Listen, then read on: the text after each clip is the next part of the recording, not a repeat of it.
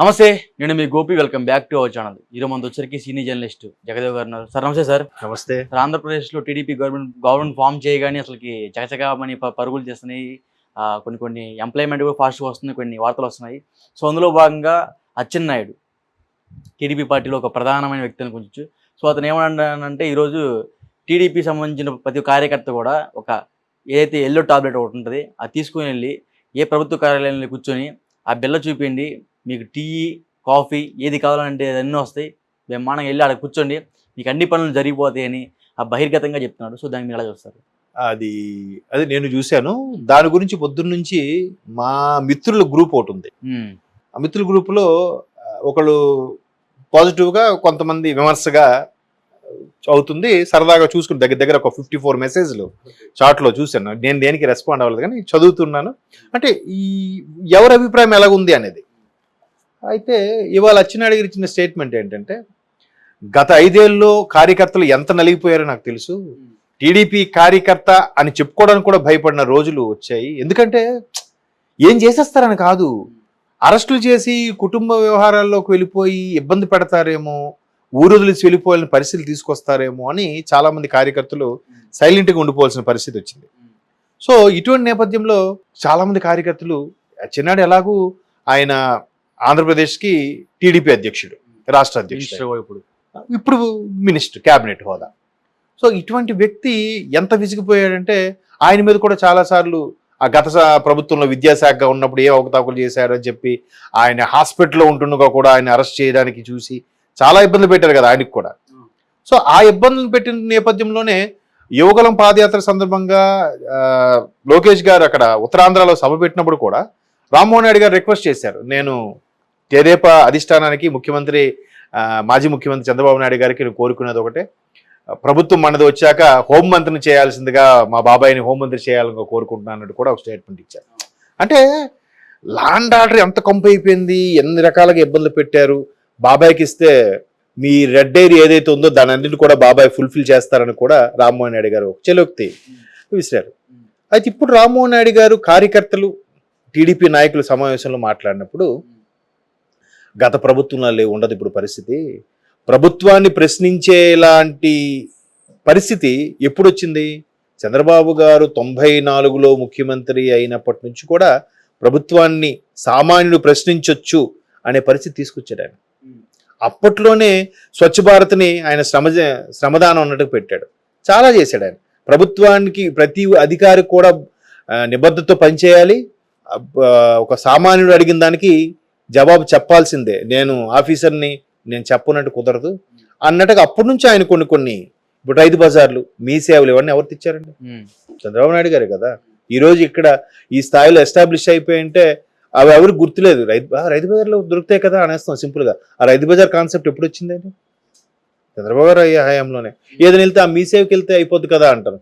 మీ సేవ దాన్ని ఈ సేవగా మార్చారు కదా. సో ఇట్లాంటి విజనరీ ఉన్న నాయకుడు కాబట్టి మనకి ఇప్పుడు తిరుగుండదు. అండ్ గతంలో ఇంతకుముందు చెప్పినట్టుగా విసిగిపోయారు కాబట్టి మీకు ఇప్పుడు ఆ పరిస్థితి ఉండదు.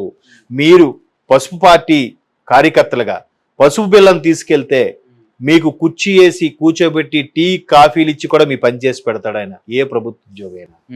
అయితే ఇందాక నా మిత్రుల గ్రూపులో ఒక చార్ట్ చూశానని చెప్పాను కదా, వాళ్ళు చెప్పేది ఏంటంటే, వాళ్ళందరూ అందులో దగ్గర దగ్గర ఒక 10-12 మంది ప్రభుత్వ ఉద్యోగులు ఉన్నారు, టీచర్లు ఉన్నారు, డిపార్ట్మెంట్కి చెందిన వాళ్ళు ఉన్నారు, రకరకాల శాఖలకు చెందిన వాళ్ళు కూడా ఉన్నారు. వాళ్ళు అనేది ఏంటంటే, ఈ ప్రభుత్వం వస్తే అది చేస్తుంది, ఆ ప్రభుత్వం వస్తుంది ఇది చేస్తుంది అనుకుంటున్నాం, కానీ ఎవరు వచ్చినా ప్రభుత్వ ఉద్యోగుల పరిస్థితి ఇంతేరా, మళ్ళీ ఇప్పుడు ఈ నెలకు మాట్లాడితే మళ్ళీ రెచ్చగొట్టే ఇది అవుతుంది, ప్రభుత్వ ఉద్యోగులు మేము కాళ్ళ పట్టుకొని అడుగుతాం, మేము టీడీపీ వాళ్ళు మేము మాకు పని చేయాల్సిందని అంటారేమో అని అంటాడు ఒకడు అంటాడు, ఈ అలాగనే ఉండదులే, గత ప్రభుత్వం లాంటి పరిస్థితులు ఉండవు కదా, అలా చెప్పుకుంటుంటాడులే అంటాడు ఒకడు. ఇంకోడు ఏమంటాడు, లేదు ఈ ఊరికే కార్యకర్తల సమావేశం కాబట్టి కార్యకర్తలు ఉత్సాహపరచడానికి వాళ్ళు ఈయన్ని నాయకుడిగా ఎన్నుకొని గెలిపించినందుకు మరి వాళ్ళకి ఆ మాత్రం మీ వెనక ఉన్నాను రా, మీకెందుకు మీరు చెలరైపోండి, మీరు చేయండి, మీ పని నేను చేసి పెడతా అని చెప్పడానికి ఏదో ఒకటి ఊతం ఇవ్వడానికి ఆయన మాట్లాడుండొచ్చు అంటాడు ఒకడు. ఇంకోటి అంటాడు, ఏదైనా అలా మాట్లాడే పరిస్థితి కరెక్ట్ కాదు, ఒక బాధ్యత గల మంత్రిగా గత ప్రభుత్వంలో వాళ్ళంటే ఏదో మాట్లాడగానే వీళ్ళు అలాగ మాట్లాడితే వీళ్ళకి తేడా ఏంటి అంటాడు. అందరూ ఈ మాట చెప్పేవాళ్ళే. ఓల్డ్ సిటీలో ఒక నాయకుడు స్ట్రెయిట్ అవే 20,000 మంది పోలీసులు లేకపోతే వీళ్ళందరినీ ఊచకోతకు వస్తా అన్నాడు. దానికి ఇంకో నాయకుడు అడ్డు చెప్పాడు.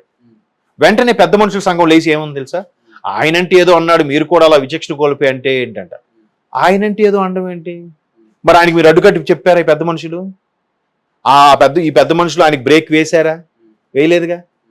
మరి ఇప్పుడు దానికి యాంటీగా మాట్లాడిన ఒక్క వ్యక్తికి, రాజాసింగ్ లాంటి వ్యక్తికి ఏదో మాట్లాడితే మీరు సపోర్ట్ ఎవరు సరికదా, ఎందుకు అనవసరంగా మళ్ళీ రెచ్చగొట్టం అని తిరిగి ఇప్పుడు నీతులు అట్నుంచి ఆడొచ్చినప్పుడు నీతులు ఏమి ఉండవు. ఇటు నుంచి ఒక్కడు మన సడుపున ఒకడు పోరాడుతున్నాడరా అని లేకుండా నీతులు చెప్తారు. అలాగా సరే అటువైపు నుంచి ఎన్ని మాట్లాడారు, ఎన్నో అన్నారు, ఎంతో దారుణంగా ట్వీట్ చేశారు. ఒక్కరు కూడా ఇప్పుడు చంద్రబాబు నాయుడు గారు కూడా పవన్ కళ్యాణ్ కూడా ఏమంటున్నారు, వాళ్ళ మనం చేయొద్దు, వాళ్ళ మనం పెంట మీద కాలు వేయొద్దు అని ఏదో చెప్తున్నారు. కానీ ఇలా ఉండడం వల్ల మంచితనం చేతకానంతనంగా కూడా చూసుకోవచ్చు, తేల్చివచ్చు కదా. అందుకని కార్యకర్తలకు భరోసాగా ఈయన మాట్లాడాడేమో, మా మిత్రుడు అది పెట్టిన చార్ట్ ప్రకారం భరోసాగా మాట్లాడాడేమో. మరోవైపు రెచ్చగొట్టే ధోరణి కూడా అనుకోవచ్చు, నీకెందుకు తిరుగులేదన్నట్టుగా మాట్లాడాడు. కానీ అసలు ఒక నాయకుడితోని గెలిచిన తర్వాత మంత్రిగా వెళ్ళి సభా సమావేశం పెట్టినప్పుడు ఏదో ఎక్స్పెక్ట్ చేస్తారు.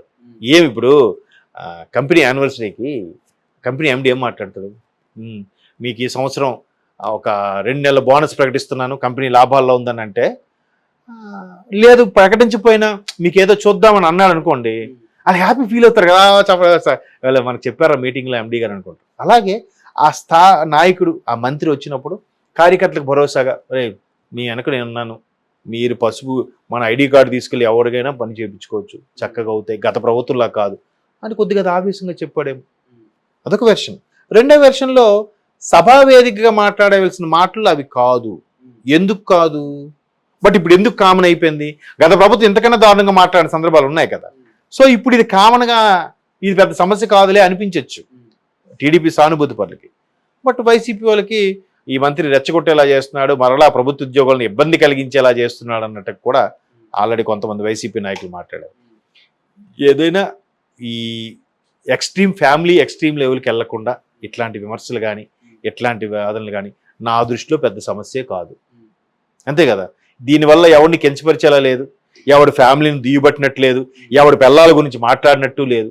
కేవలం కార్యకర్తల్ని మీరెందుకు ప్రభుత్వంతో పని చేయించుకునే బాధ్యత మంది అని ఠాగూర్లో డైలాగ్ ఉంటుంది కదా, ప్రభుత్వంతో పని చేయించుకునే బాధ్యత ప్రతి ఒక్కరిది, ఆ ఒక్కరిది అయినప్పుడు మీరు కూడా సమిధిని వెలగాలన్నట్టు ఏదో చెప్తాడు ఆయన ఠాగూర్లో, చిరంజీవి గారు. అలాగా ఇక్కడ కూడా అలా చెప్పాడు అనుకోవచ్చుగా.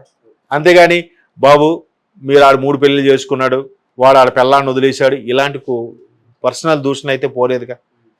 చూద్దాం, స్టార్టింగ్లోనే ఉంది కాబట్టి దీన్ని ఒక కార్యకర్తల సమావేశంలో, టీడీపీ సానుభూతి పరుల సమావేశంలో, టీడీపీకి ఫేవర్గా ఉన్న నాయకుల సమావేశంలో ఒక నాయకుడిగా, రాష్ట్ర అధ్యక్షుడిగా, ఒక మంత్రిగా ఆ మాత్రం బూస్టప్ ఇవ్వాలి. వాళ్ళు ఎక్స్పెక్ట్ చేస్తారు. లేదనుకో తర్వాత లోపాయకారం కూడా చెప్పచ్చు, మీ ఇద్దరు నేను ఉన్నాను కదా చూసుకుంటాను. బట్ అది ఓపెన్గా చెప్పడం అనేది కొంతమంది విమర్శకులతో విమర్శించబడుతుంది.